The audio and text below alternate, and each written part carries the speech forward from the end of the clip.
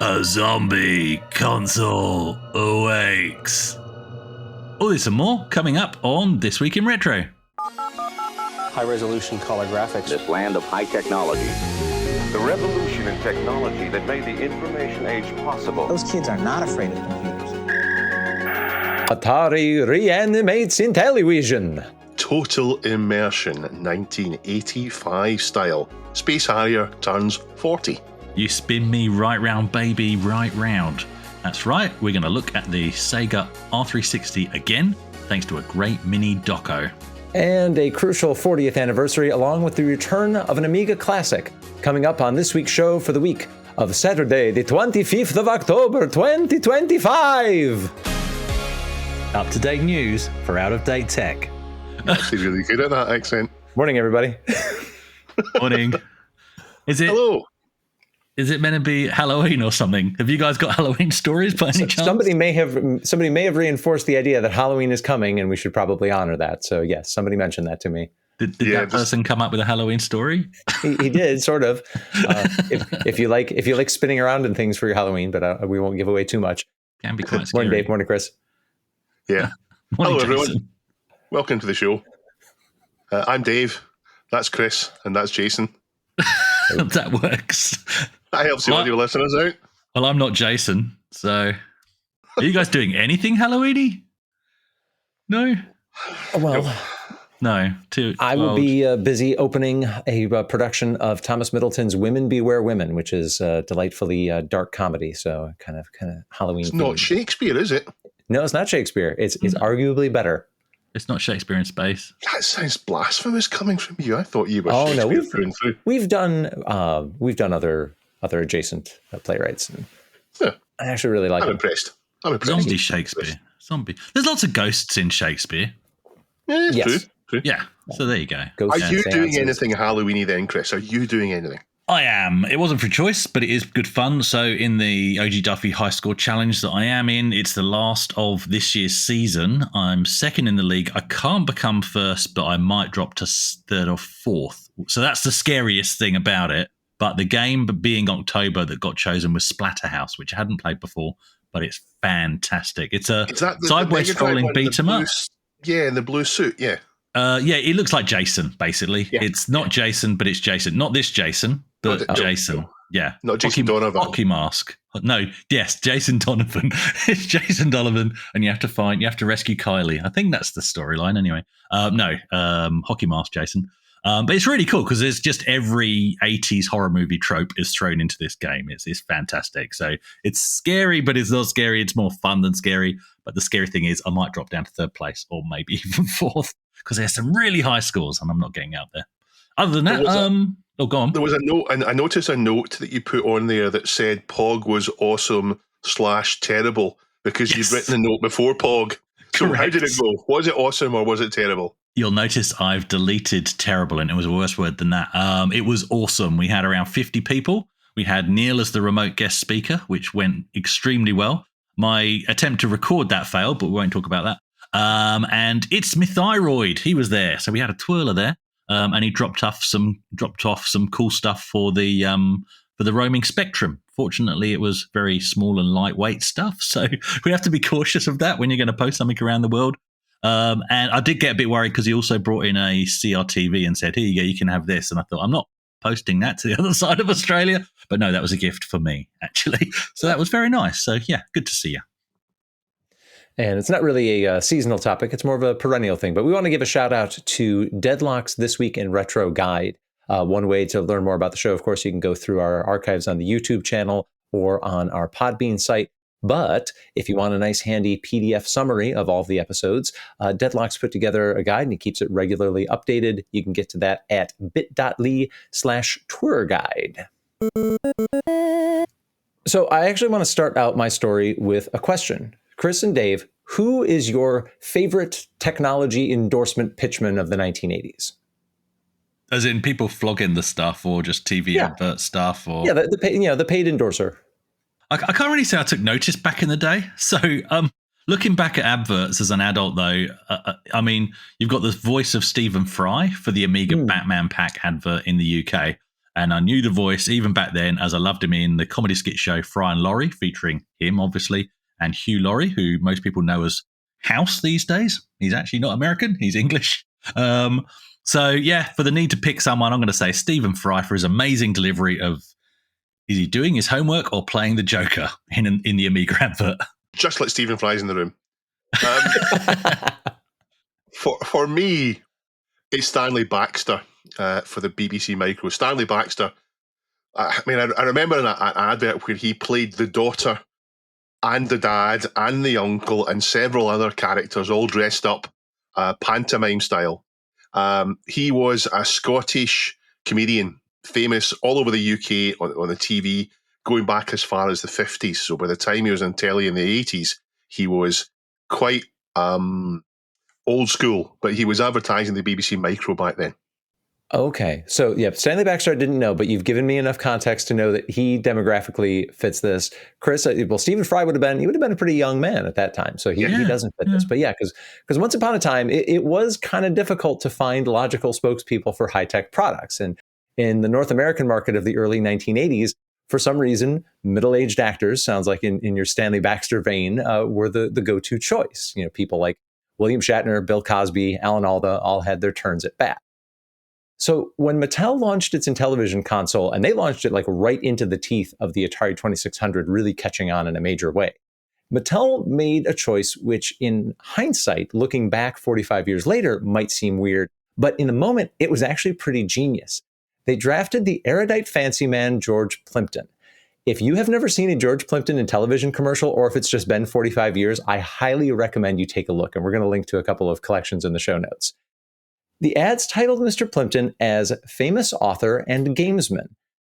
He was a cultural figure, the kind that we don't have as much anymore. A writer with this snooty upper-class accent who loved embedding himself in the world of various sports. And he would try to hang with the professionals and then write compelling tales about his experiences. He wrote eloquently about football, baseball, basketball, golf, hockey, and other games, but also about seemingly any and every other topic. And here's where the brainstorm of tying him into the Intellivision comes in. So as the name suggests, Mattel wanted to pitch its game console not just as a better Atari, but as intelligent television, Intellivision. And Mattel also happened to cook up some sports games which were, hardly fantastic through a modern lens, but were indisputably better than Atari's first generation efforts. More about which I will talk about someday, because the theory that bad Atari games killed the games market or whatever, if you've ever looked at Atari American football, it's terrible. It is objectively terrible. And if that theory were true, the game market would have collapsed years ago. Anyway, in an early ad for Intellivision, Plimpton's phrasing reflects the balance between being a compensated pitchman and also knowing that there's a long way to go technologically. I quote, "I compared Atari baseball with Intellivision and found Intellivision played much more like real baseball. Then I compared Atari football with Intellivision. Again, Intellivision played more like the real game." Now, I've changed the emphasis there a little bit, but you can kind of see the voice of authority and the voice of sporting excellence. I'm talking about all of this because, just in time for Halloween, Chris, the folks at Atari have announced that they are reanimating the Intellivision in a new product called the Intellivision Sprint, a replica wood-grain Intellivision with 45 integrated games for the 45th anniversary, and 2 old-style but wireless controllers up for pre-order, the whole package, not just the controllers. And it's got obvious, get this in time for Christmas intention. Thank you to Trevor Keverson for being the first to flag us on this product announcement. So before we get into more details here, the Intellivision was a console that did exist outside of North America, but penetration was iffy at best. You guys have any experiences with this machine, either then or in the modern era? I have nothing. Absolutely nothing. Never saw it. Never heard anything about it. Really? Until kind of modern times, looking at YouTube stuff. So no, I'm afraid not. Ditto. And for reasons I'm going to get into, it is one that's tough to get into if you don't have the physical hardware there, because it emulates kind of poorly. But more on that in a second. So Atari bought the rights to the Intellivision architecture and most of the back catalog last year, and it appears that the product is quite the team effort. The recent Atari 2600 and 7800 plus developer PlayOn is in on it. It seems like Retro Games Limited is as well. They showed up on Twitter over the weekend saying that they're working on an Intellivision Mini. It's not clear if they meant the Sprint or not. I think they did. They link to an Atari.com page, which as of the time I wrote this didn't actually work, but it appears to be the EMEA landing page for the Sprint. I think maybe they just misspoke. Here, yeah, Dave. I know that they had something to do with the Atari 2600 Plus, but it was Play On that did most of it. So I think it's something to do with it. So yeah. So this makes me think that it'll be the same arrangement here. They'll have something to do with it, but Play On will be doing the actual design of it. Yeah. The RGL tweet was, "We can reveal that the Intellivision Mini is the project the RGL team have been beavering away on with our friends at Atari and Play On. As well as the Intellivision, we will be making announcements at EGX in London next Friday with the full details of the 6064 Mini Black and the A1200. I think it's just they got confused in their own product branding. But anyway, if you're as unfamiliar with the Intellivision as Chris and Dave, or even less so, here is a quick rundown. Cartridge-based system, it's one of the earliest consoles with what we would today call an operating system ROM, which they called exec. This, along with greater system memory, hardware sprites, and a dedicated sound chip, really did make the earliest Intellivision games look better than comparable games on the Atari, especially from that 1977 to 1980 period, which was before people really figured out all the clever ways to really abuse the 2600 hardware. Intellivision wasn't as easy to exploit beyond kind of the boundaries of that operating system. So over time, a lot of the games ended up looking kind of samey, although there really are some terrific and impressive homebrew efforts out there in recent years. But as we know, every early console needs some sort of crippling flaw. And for the Intellivision, it was the controllers. They were these rectangles that you hold vertically. So, you're like, okay, that's like a smartphone. They were ahead of their time. Well, hang on. It had a 12-button numeric keypad. Again, you might be like, okay, great. That's kind of like a phone. That sounds good. Yeah. The keypad could be adapted for every game through the use of plastic overlays, which would tell you kind of what buttons used for what function, which is really handy, clever way to do it. There were multiple distinct fire buttons. And again, you're like, this all sounds good. What's the problem? Well, the problem was that there wasn't a joystick. There wasn't a joypad. There was this disc, this weird, flat, 16-position, rock around the clock and hope you've rocked in the right direction kind of disc. And it's a maddening, why do you hate your players and want us to be unhappy with you disc? Notably, the ColecoVision uses almost the same concept for its controllers, but instead of doubling down on this dumb disc thing, there's a stubby little joystick, which is not perfect, but it's way better than the Intellivision disc. But so the disc and the keypad design mean that the Intellivision's been kind of difficult to enjoy in emulation. Like if you don't have one in front of you, it's not a handy machine to emulate. There's nothing that really stands in well short of I don't know, help me out. Like, is there even something? Did the Jag have an analog stick on it? No, it's a D-pad. So there's really nothing that has both numeric keypad and, a 16-way stick. So, yeah. So it doesn't emulate well. So compared to a lot of other platforms, the Sprint does seem like a cool way to enjoy early Intellivision games that doesn't have a great substitute. At $150 list retail price, I'd say the game lineup is just okay at best. The controllers are wireless. And fun fact, in the earliest generation of Intellivision, they were hardwired to the machine, which of course was a terrible and damage-inviting idea. It's more like a flashback console than the 2600 Plus is in that the games are all integrated, but it does seem like you'll be able to add more ROMs on removable media. I say that the game lineup is just okay because some of the biggest titles are missing, including Lock and Chase, which was kind of the big Pac-Man clone that had some extra features on the Intellivision. Also the Dungeons and Dragons games, which we mentioned a few episodes back. I'm honestly also surprised at how big of a deal they make out of Boulder Dash being integrated. That was a fan port in 2015 rather than something that was more iconic to the first gen Intellivision being kind of the lead game. But I guess it does fit at the intersection of old and new. And they are shipping new plastic overlays for all of the games, which is kind of curious. It's absolutely part of the Intellivision experience, but it's kind of like the problem you face if you're a burgeoning board game developer. It turns out that all those fiddly printed, custom printed bits are really, really expensive. I'm a little surprised they didn't go with a low res touchscreen solution, but I do understand why they went this way. Anyway, Intellivision Sprint, are you intrigued by this mad science, guys? As for the overlays, I kind of feel as if it's the USP, it's the unique selling point of Intellivision. If they didn't do that, it would just feel low effort, kind of, it's just a pie in a box kind of thing. So by doing that, they've gone the whole way. I did have a check. It's available now to pre-order on Amazon in the UK for £100. So $150. Yeah, we usually see, for some reason, if it's $150 in the US, we usually see it's £150 in the UK. So that's a decent price comparison. VAT and so on. So I'm quite impressed with the price. I hope it's the same team as the 2600 Plus, because that's a great device. I want to say good things about this, but I don't have anything to say about the Intellivision, really. It's not something that crossed my path.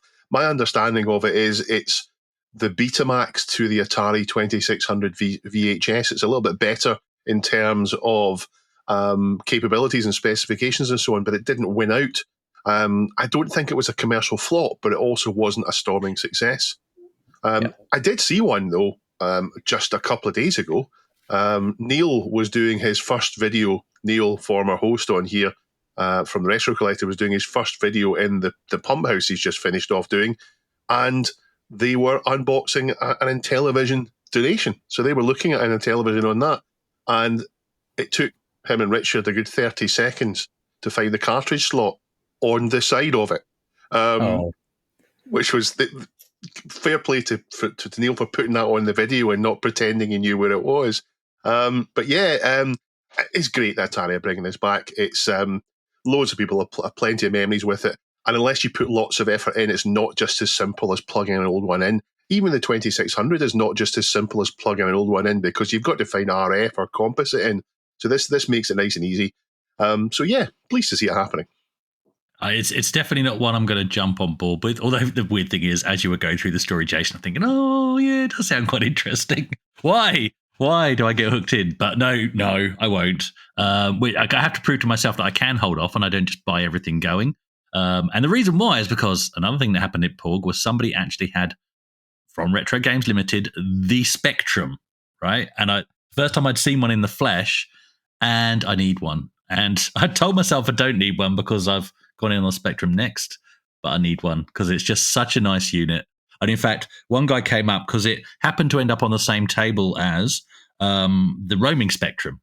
And a mate of mine, also called Dave, he comes over and he wanted to have a look at the roaming Spectrum, and he goes, Chris, which one is it? And I said, what do you mean? I thought he was pulling my leg. But because the Retro Games Limited, the Spectrum, just looks like a Spectrum. It's fantastic. Love it. Love it.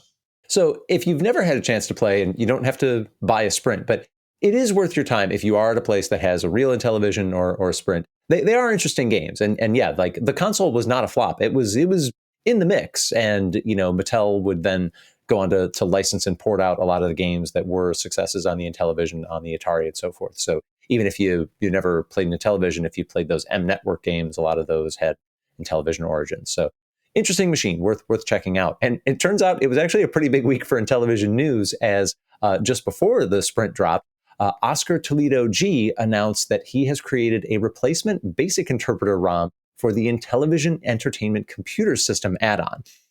This was a keyboard module that expanded the Intellivision into something kind of sort of computer-like. And the story of its start and stop development and legal action honestly deserves its own feature at some point. Suffice to say that the basic that ended up being shipped in this thing was not terribly impressive, as you might expect from a game console. And it's a really tremendous effort that he's made to work around the Intellivision's many architectural quirks to come up with a better basic programming language, even if the installed universe for that is extremely small. We will link out to his detailed blog post in which he explains his development process. And this is also as good an opportunity as any to bring up one of the better internet pranks made reality of the 2010s, not retro, but still worth mentioning, that being the great fake ColecoVision video game George Plimpton's Video Falconry on Newgrounds. Until it veers off into the fantasy realm, the documentary about the creation of the game on Newgrounds actually does give good background info on its namesake George Plimpton, surely the most fascinating yet spot-on video game pitchman of the 1980s. I bet we're sponsored this week by Pixel Addict Magazine. We are sponsored this week by Pixel Addict Magazine. That's good. The current issue is a wonderful cover of Prince of Persia, an exclusive interview with Jordan Mechner. Hey, I've heard of that guy. Recently. Yeah. TWiR subreddit participant Jordan Mechner, as he shall forever be known on this show. This wonderful blue, white, and black artwork that has been done for the front cover. Absolutely amazing. There is loads in the magazine. It's shipping in November 2025, so it's not quite out yet. It just says TBA for what's in it, so they haven't quite finished the lineup. It says regulars such as the usual regulars, Sony, PlayStation, coding, news, Covermount Classic, Alex Trowers of Bullfrog, Deadlines, comic strip, vintage toy collectibles, and Homebrew Heroes game section, plus lots more. Issue 31, available to pre-order now. Britain's best-selling tech history magazine. Pixel Addict, thank you for sponsoring us. Chris, if you want one, where do you go? I think I would go to addict.media. Correct. 10 Oh. points. There will never be another period like the 1980s. Technology was creeping into our homes but hadn't taken over. Our homes had technology. By 1985, something like 98% of homes had televisions, and around one-third had a VCR. Now, it's more difficult to get this number, but around 20% in the UK and around 15% in the USA is what I'm told of households had a games console or a micro. Not so confident in those numbers. And by that, I mean a microcomputer, not a microwave oven, because they were just catching on at around 25% of households. So technology was getting much more popular in our homes, but for the most part, technology was in its little corner. It wasn't immersing us in it. We weren't in this magical, electric, dazzling, buzzing, noisy, and sadly often smelly place, the arcade. There was nothing else like it. Our homes were nothing like they are now, with technology surrounding us. We can easily try to compare games at home on our various micros and consoles to their arcade equivalents. And in some cases, the games had mostly the same gameplay. I'll throw an example in here. Commando in the arcade and Commando on the C64. Side by side, you're of course going to see the difference. But if it's not side by side, Commando on the C64 is a fantastic game. Looks good, sounds good, and the gameplay feels the same. And if you're in a chip shop, or I'm not actually sure where you'd find solo arcade machines in North America, if you're in a chip shop, you're not too far away from the home experience, but it's nothing like being in an arcade. So where would you find a solo arcade machine in the USA in the 80s? Oh gosh, I mean, for a good chunk of the 80s, practically anywhere. I mean, yeah, bars, restaurants, big and small, grocery stores, community centers, convenience stores, mini golf courses, like lots and lots and lots of places had anywhere between 1 to 3 just random arcade cabinets. Yeah, much the same as the UK then. So we had it at hotels, pubs, restaurants, all sorts of places. So if you're playing that on its own, it's fine, but it's not the other world that the arcade is. I want you to remember what I said at the start of our homes. Yes, there was tech, but we weren't swimming in it like an arcade. To be somewhere where you're absolutely surrounded by technology in the 80s, you had to go to an arcade. In our homes, we weren't getting hit by waves of music and flashing lights and excitement like the arcade. It really was a different world. And that's what I want you to be thinking about when I talk about Space Harrier, which just turned 40, and thanks to Pajaco for letting us know. Space Harrier is a third-person on-rails shooter, which I don't think describes it well at all, although it's accurate.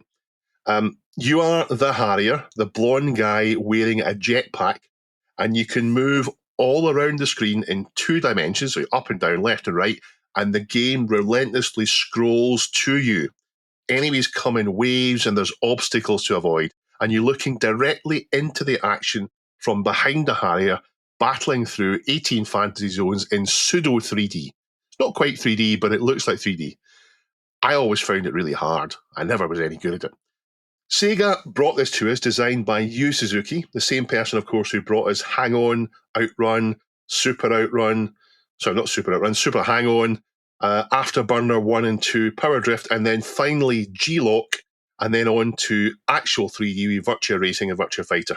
His first game that was designed for the arcade, although he did make Champion Boxing for Sega's Micro, and it ended up in the arcade. His first game made for the arcade was Hang On. And that's what introduced us to, I think, what most of you will be familiar with, which is Sega's Super Scaler technology. So that was arcade hardware that he designed, him and his team had designed to rapidly and smoothly scale 2D sprites so that they look 3D, as well as being able to dynamically scroll and warp paths of the road or the background. And all this was done incredibly fast, at least at the time, 60 frames per second, which for the time, and especially in a CRT, was as good as you could hope to get. And that's what we had hoped to see on arcade ports to our home computers. And in fact, when I got my Atari ST, it came with the famous Power Pack, and it had not one, not two, not three, but 4 Yu Suzuki games in it. Afterburner, Outrun, Space Harrier, and Super Hang-On. Now, we're not going to do another Outrun episode here, so I don't want to talk too much about Outrun. I want to avoid that. But let's say that all 4 of them, I felt, were decent ports for the time, considering what the Atari ST was. But in the arcade, you had a steering wheel in Outrun. You leaned or used handlebars on Hang-On, and there was a flight stick for Space Harrier and Afterburner. Using the mouse on the Atari ST or a joystick didn't feel right. But let's assume, though, that our STs, our Amigas, our 2860s, our Mega Drives, our SNES, all had a bank of powerful GPU chips to blit and scale and so on, and we could play an arcade-perfect Space Harrier at home. Let's, for now, assume we could. It just wouldn't be the same. We're not in an arcade. We're not surrounded by all that. We don't have that same kind of urgency and excitement of seeing it and being able to play it now but not later. We're not in that magic realm with lights and sound and darkness. And importantly, we're ignoring the other things that made Space Harrier, in fact, all of the series of games special. The immersion, this is what Yu Suzuki called the taikan. It translates to body sensation. And the idea is to pair it with special cabinets, like an Outrun, you sit in a bike. No, you don't. On Hang-On, you sit in a bike. On Outrun, you sit with a steering wheel. And on Hang-On, you control the bike. You control the game by moving the bike. And for Outrun, the cabinet tilted and swayed and shook. And G-Lock was the pièce de resistance.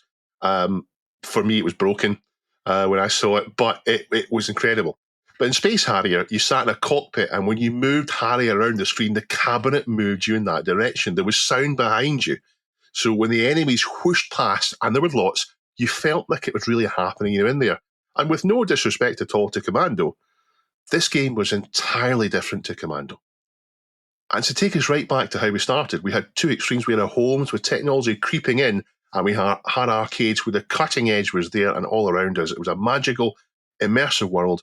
And my questions to you are, what were you immersed in back then? And do you think we'll ever have that kind of immersive experience that's so different than our normal lives again? Or are we personally too old, or is technology not going to make that leap?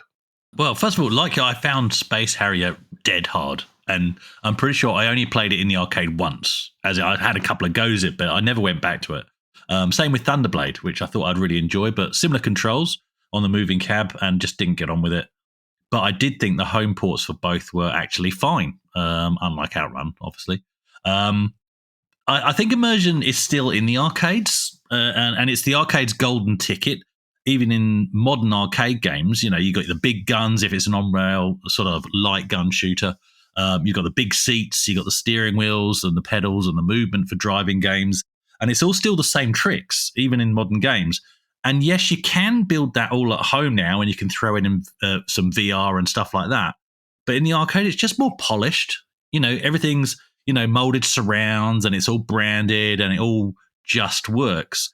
But when you try and do that at home, it's sort of, I don't know, it sort of feels like everything's kind of held together with gaffer tape, unless you just spend an absolute fortune on your rig. And then, some people do. They do, hydraulic setups at home and everything. Some of the Elite Dangerous setups I've seen are freaking amazing.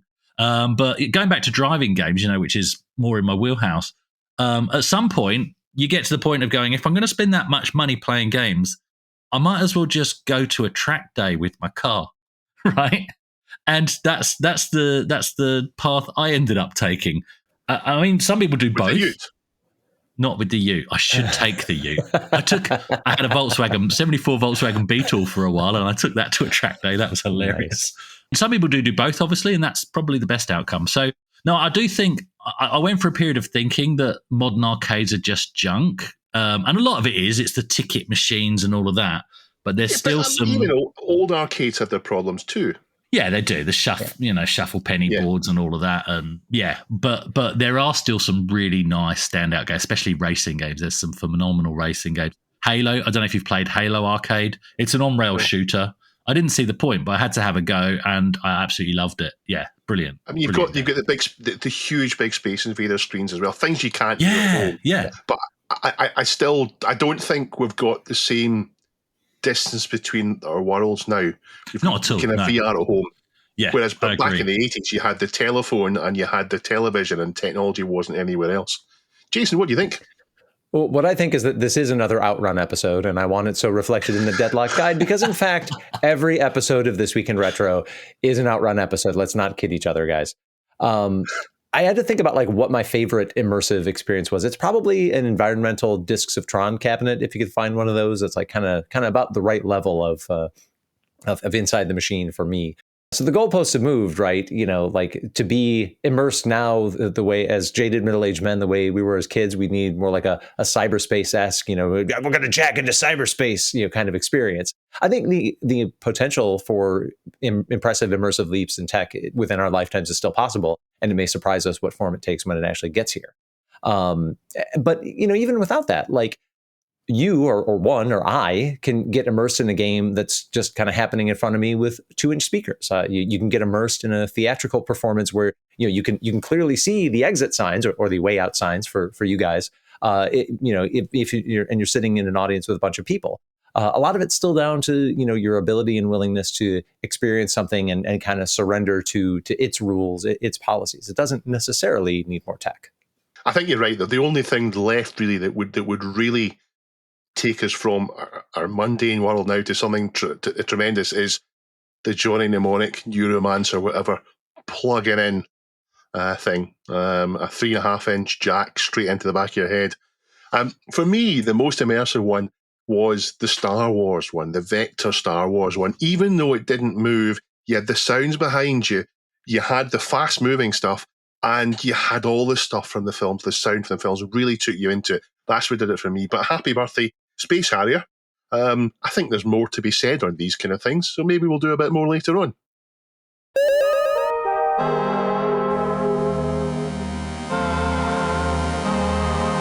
Housekeeping.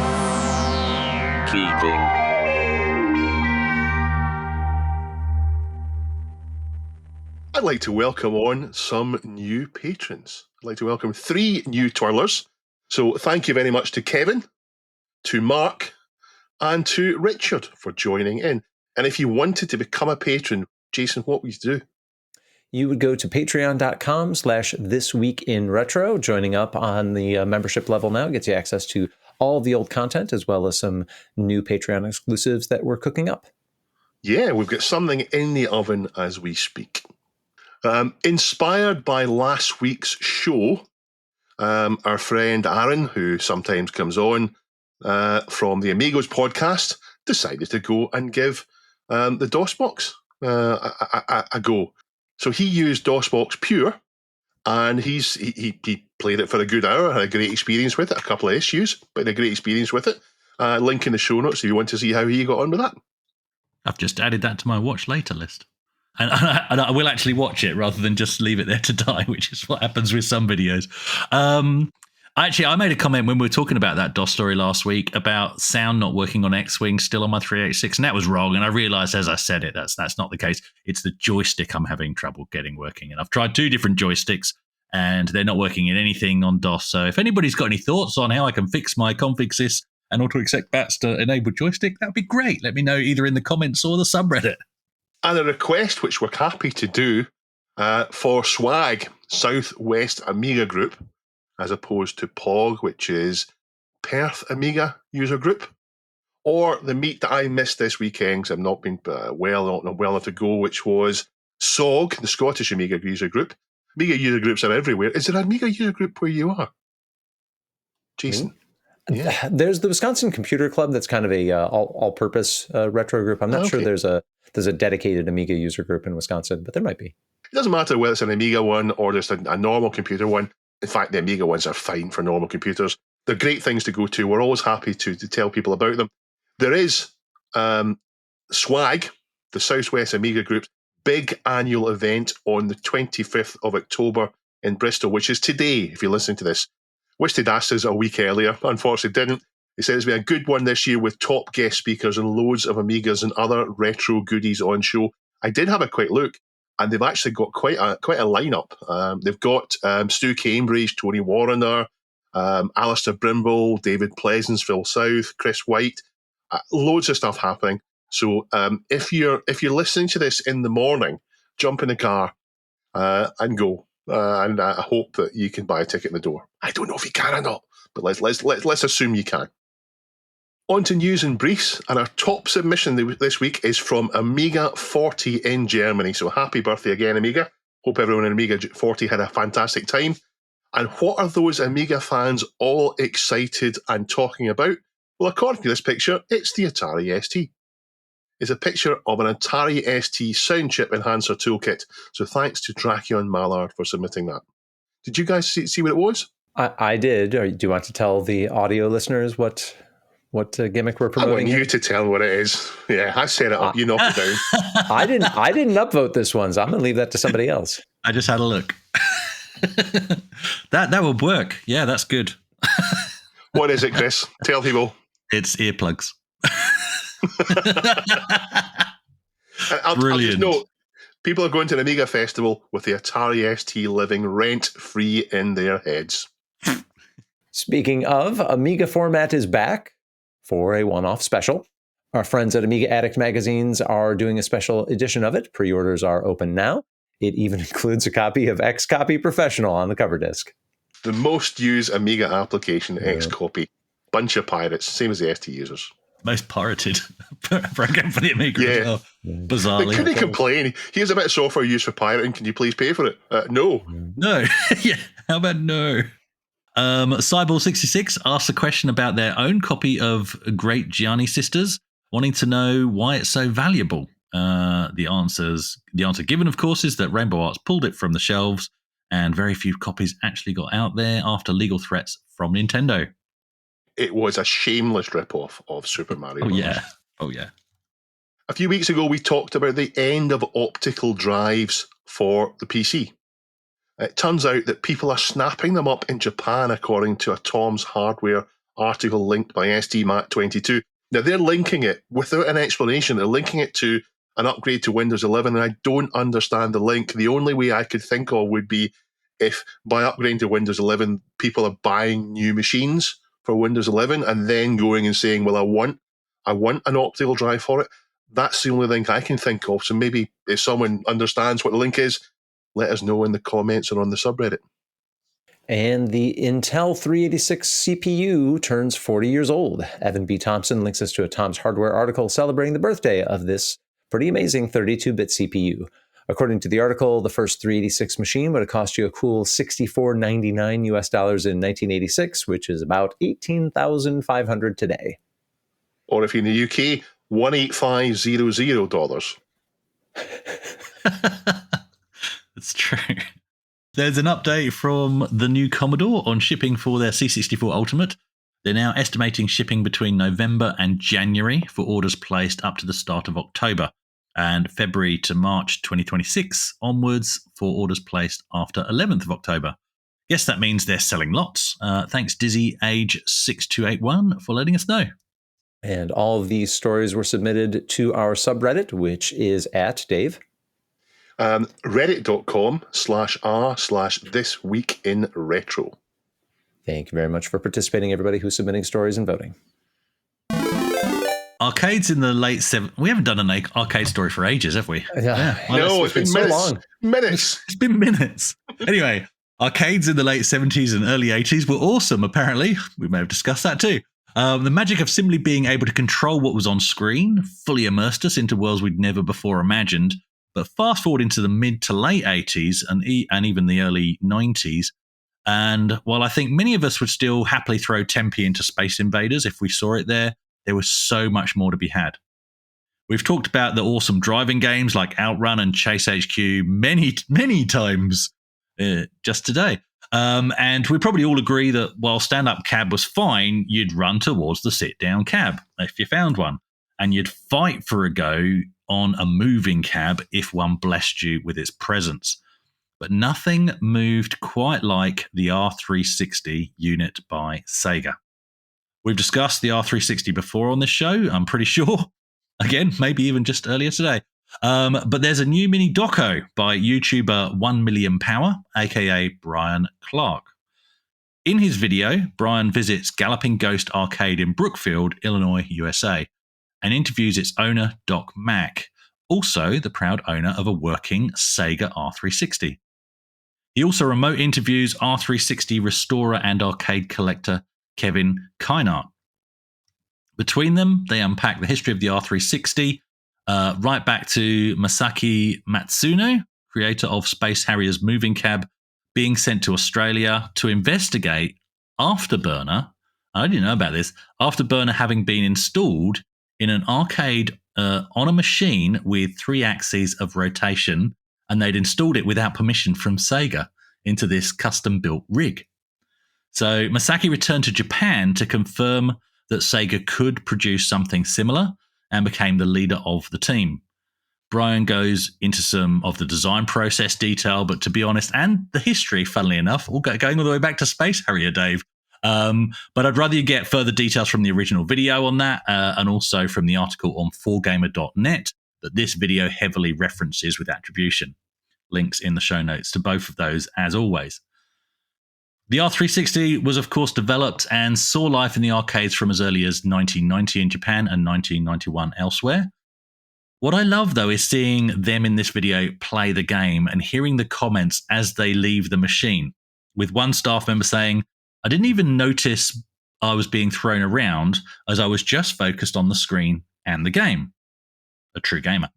While collector Kevin, on the other hand, comments that after his first go, he couldn't even tell you what was on the screen because he was so taken up in the sensations of being thrown around that he had to have another go just to understand the game. And the game, of course, was G-Lock. If you were lucky enough to even see an R360 back in the day, you probably only saw it playing G-Lock.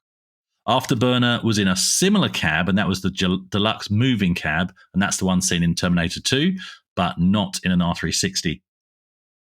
Well, unless it was the dodgy one found in Australia, of course. I had a question about that. So I saw that there was a still image in the documentary of that.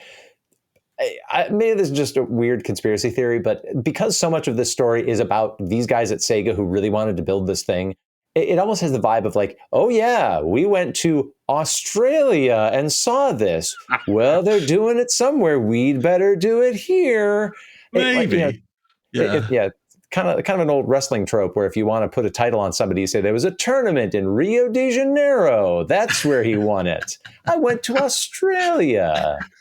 Well, if anybody in Australia knows if that machine existed and maybe even had a go on it, definitely let us know. That would be fascinating. I mean, if you're in Japan, you think, where can we go that's reasonably distant, but also not that far away? It's got Australia. Far enough, though, that nobody's going to go down and just casually verify it. Yeah. My uncle works for Nintendo. That kind of lie you go in there. Yeah. Well, anyway, that's the story. Back to G-Lock. G-Lock was very much like Afterburner, of course, which I think why some people sort of blur the two. But it's a mostly in-cockpit view, which makes sense given the nature of the R360 spinning around, as opposed to the external chase view of Afterburner 1 and 2. Compared to the original G-Lock, though, and I didn't know this either, the controls in the R360 version were modified to make it more playable in that rotating environment. So if you sort of flew it to an angle, then that's the angle you were held at. But also, the game's modes were changed to reduce the game time in the unit for the player for safety reasons. Nothing to do with the fact that this was one of the coins. coins. In fact, this is the most expensive cab to play at the time, right? And the game mode has been changed to make the experience shorter. I'm sure probably motion sickness was also a consideration. A bit like Space Harrier, I've only ever played it once. I've only ever played in an R360 once, and it was G-Lock. And I believe it was in the Lakeside Shopping Centre in Thurrock in the UK. And being a massive lover of flight sims, I was really excited to have a go on this. And I did come out with a massive smile on my face. But truth be told, I didn't like it, which is quite controversial. And the reason is because I don't like G-Lock. And I don't like Afterburner either. And it's because they're not simulators. And even in the R360 version, it's not a simulator. G-Lock is not a simulator. It's an on-rails shooter. And so throw me around in that ball all you like, but I can't get away from the fact that this game is on rails and my directional input control is pretty much pointless. So in his video, Brian does go on to detail how the R360 was later loaded with wing war, as he puts it, the virtua racing of the genre. So I wish I'd actually seen this later in the 90s when they installed wing war in the R360, because that's more like a true simulator. I think it uses biplanes and stuff, and it's a proper 3D environment. And it even had link-up play if your arcade was, cashed up enough to buy two of these things, because they had to buy them as well. But that would have actually made me genuinely happy, but I never, ever saw that cab. So another arcade question, guys. Has there been, a big hype arcade cabinet that promised immersion like no other through whatever gimmick, I don't care what, it could be whack-a-mole, I don't care, that you either never got to see or play, but wish you had, or maybe you did play it, but you came away feigning elation while actually being a bit disappointed? Jason? Yeah, I don't know about the exact experience of feigning elation, but being disappointed. But definitely anything that was at the level of having hydraulics in motion like that was too much for me. I'm good and enthusiastic about those stationary sit-down environmental style cabinets. Dave, you mentioned the awesome Star Wars experience, Sinistar sit-down. I think I mentioned on one of my earliest episodes. But pretty much any time the arcade machine is doing movement gimmicks, I'm just too distracted to play these games that, to your point, Chris, are designed to be hard, designed to end the session pretty early. It's just too hard for me to really enjoy it. Once again, I would like to state for the record, this obviously is yet another Outrun episode of This Week in Retro. Please so note in the guide Deadlock. But yeah, is this project emblematic of Sega's missteps in the 1990s, by which I mean trying to force these very, niche, very expensive projects that a small cadre of employees think are really cool and really want to do, rather than answering the broader demands of the gaming public? Because, it's easy to say because it wasn't a success. But when I saw things in the documentary like, oh, we only made 150 cabinets and there were no plans to make more. Well, then that was a bad business decision. What are we talking about? No, seriously. You can spend millions and millions of dollars on R&D on this. Oh, well, we'll never make more of these. Well, then maybe you shouldn't have done that. I get what they were trying. If I take you back to Commando, they must have seen that you would soon be able to play arcade quality basic games like 1942, like Commando, etc. at home with a joystick and buttons on your computer. So they must be saying, well, how can we go further? And maybe they went too far. I get your point, and I get your point that the bigger experiential things, but because of this, it needed a live attendant because it was so dangerous. You're talking about something that's not simply expensive to lease or buy, not just expensive in terms of how many square feet it's taking up in your plan, but it's expensive in terms of operating it. Everything about it is set to make it difficult to catch on. They're trying to address the real challenge that the home experience is getting better, but in a way that just couldn't possibly scale. I guess, talking about the space they take up in the arcade, you'd lose a whole row of arcade machines for one of these things. But you would maybe go to an arcade because it had the new Space Harrier, the new Afterburner. You maybe go there because of it. But I'm going to take the legs out from my own point by saying, when I went to see the R360 in Blackpool, it was broken. I didn't get to play it. Both times we went to that arcade, it was out of order. The famous out of order sign that you saw on this and on Dragon's Lair, out of order as well. Those games are the ones I wanted to play that were out of order. But I have to admire what they were trying to do. They were trying to give you something more to go far beyond. But talking about the on-rails aspect of it, Star Wars was on rails. But I felt as if in Star Wars you had some control over which direction you were going. You could see that you were on rails, but your window was a small window of the whole on-rail thing, whereas I'm not sure it was for Afterburner and Space Harrier and so on. So maybe that's what the missing gameplay was there. But yeah, hats off to them for their innovation on that. It's interesting saying how much space they took up, because again, in the video, they detail how some of these machines, when a collector goes to get them, which is why there's so few of these around, not just the maintenance issues, but they're literally part of the building, right? There was one where a collector drove 6 hours to go and pick up this thing. They couldn't get it out the loading dock. And the manager there goes, oh, no, that's right. They put the arcade machine in here, and then the roof of the building was put on. Right? So it's entombed in the arcade. It's never going anywhere without the use of an angle grinder, which is a real shame. And there was plenty of stories like that. Thanks heaps to Happy Coding ZX for sharing this video. He mentioned in his post as well that we don't do much console or arcade stuff on This Week in Retro anymore. I think we've made up for that today. But I do want to take this opportunity to remind everyone that, well, yes, we do, if you post it. Yeah. For Halloween, I think Happy Coding ZX is gaslighting us. There's absolutely no end to the host love affair with Outrun on this show. Be it so noted in the guide. Once again. So just a reminder to everybody, we cover the stories you post and upvote. That's how it works. And you can do that at reddit.com/r/This Week in Retro. Please absolutely post more console and arcade related stories. Otherwise, I'll be stuck with these two rabbiting on about text adventures forever. Ultima next week. Let's do the question of the week. And last week, we asked you, what iconic whiz kid of 1980s media would you like to see in a new adventure? And we're now out of contest mode. And the top answer is from Imaginary Swing 8606. And he says, so many to choose from. Data from the Goonies. Probably would like to see what the Explorers would have gone on to do.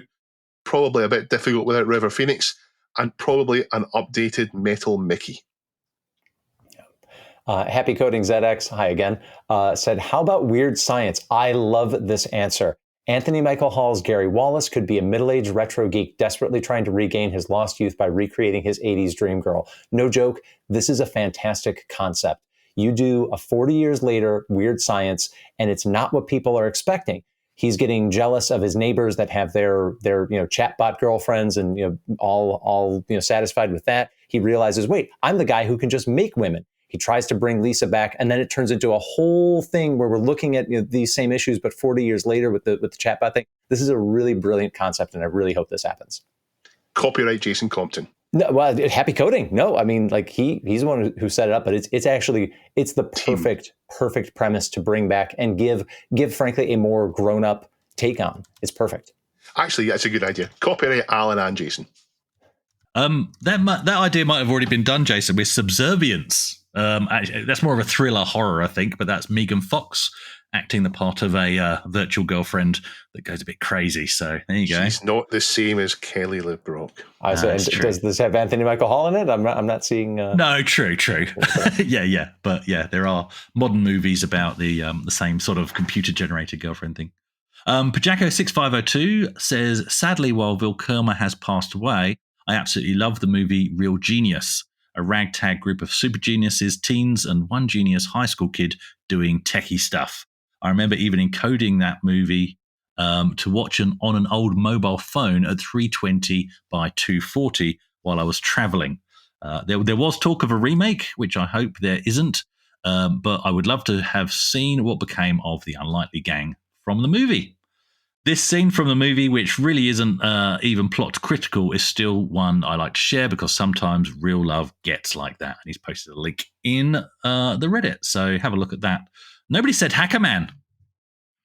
No, Whiz Kids is mentioned an awful lot. I've never seen Whiz Kids. Must have been a US TV show. We said we got over here in the UK. I never saw it. But Daryl, that's a good point. Flight of the Navigator. John Connor. The Edison twins. A lot of good answers on this one. Yeah. We've got a question for you, though. For this week, the question is, what is your favourite immersive experience? Not just gaming. What's just your favourite immersive experience? Well, I will see everybody in 2 weeks. They're giving me the week off because I'll be pretty wrecked after we are getting ready for that Women Beware Women production. So enjoy your answers to the immersive experiences, and I'll see everybody in early November when our recording time changes to be even earlier. So I will be even perkier than before. And later for Chris, he'll be even perkier than before. How does that work? Yeah, I don't know if listeners and viewers notice, but when we record this, it is before breakfast time for Chris. Sorry, for Jason, and it is after cocoa time for Chris. Correct. Just to make sure that I can be here. Anyway, we will see you next week. Thank you for tuning in. Bye. See you in a couple. I'm waving. Everybody's waving. Jason's waving. See you in 2 weeks, Jason. Chris is waving. Duncan's waving. This Week in Retro was written and presented by Chris from 005 AGIMA, Jason from the Retro Adventurers, and Dave. It was edited by me, Duncan Styles. The podcast version of the show is available through your favourite podcast app, including Apple Podcasts and Spotify. And the video version is available on the This Week in Retro YouTube channel.